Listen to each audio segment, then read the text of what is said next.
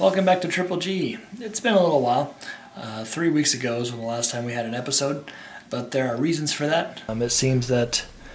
It seems we've had some kind of strange stuff going on here, and every time we were trying to film, every time we were trying to edit or anything, like we'd have these power outages. You know, he was kind of having some problems at his house anyway, so we're thinking there was like a faulty wire somewhere. So no big deal. We're back here. We're good to go. And we're back and ready to light up your world with all of our geekness. Today, with the 13th episode, we're going to focus on some scary games. The new Stone Sour, which has also been out for a little while. We will get into it right now. Ah! I scared you all.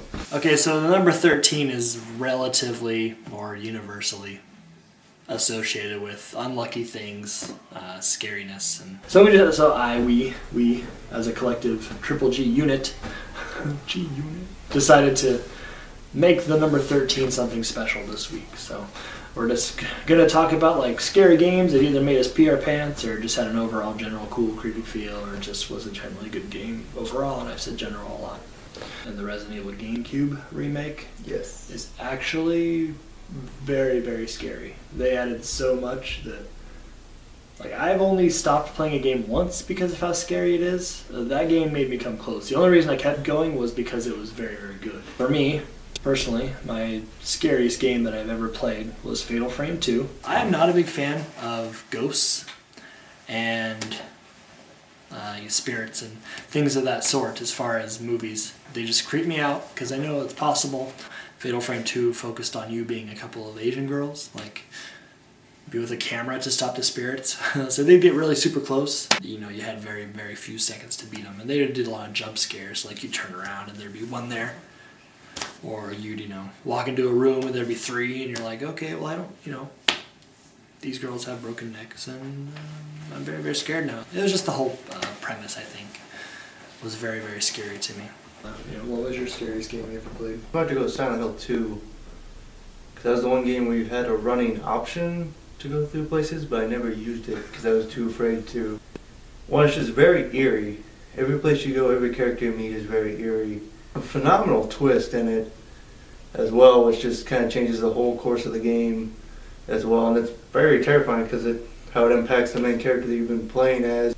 Those are our suggestions for scary games. I hope you will play some of them, as we have.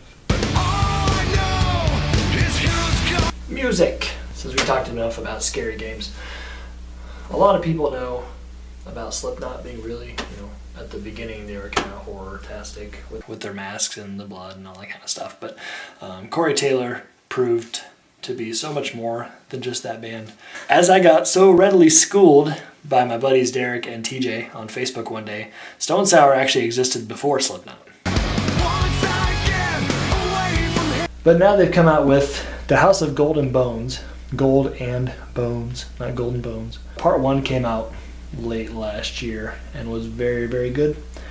Made me very excited for Part 2, and Part 2 is out and is just as good, if not just a little better. I think the writing is a little better on this one. The music took a turn for the more epic, I think, since it was the conclusion.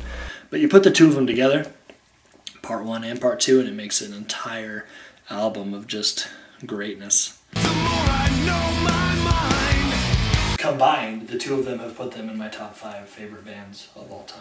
Top 10. I think my top 5 is pretty exclusive, I forgot. Their albums have just completely blown me away.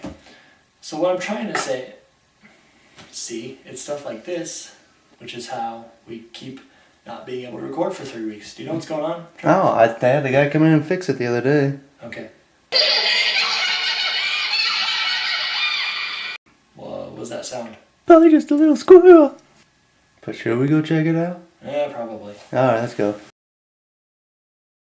Okay, so there was really nothing out here. I guess we just had a weird power surge or something, so no big deal. Quick tags! Arkham Origins, the next Batman game by Rocksteady, is coming out later this year. I've already got mine pre-ordered, but I'm kind of iffy because Kevin Conroy's not coming back to be Batman. Bruce Timm's not coming back to write the story. Mark Hamill's not reprising the Joker. So we've got Deathstroke and we've got a story about Batman when he's first starting out. So it should be awesome still. those key elements of what made the first two games just remarkable, not coming back, kind of dampens the mood a little bit. But it'll be okay, because Arkham still rules, and you should be excited too. Last Friday, I finally went and checked out Tom Cruise's new film, Oblivion, and overall I thought it was pretty good. It's a little on the predictable side, but in a way it was kind of fun because they kind of take every great sci-fi twist ever and throw it in there, and it like actually is cohesive. Like it makes sense throughout the whole story. So it's kind of in a way like kind of in jokes, or like you're with your buddies, you guys kind of know it, which makes it more fun in a way. Although again, you know what's going to happen. But overall, solid movie. The film looks great. Had a great score. Everybody's acting was aces. If you're a fan of Tom Cruise or just sci-fi, I'd give it a check out if you want to.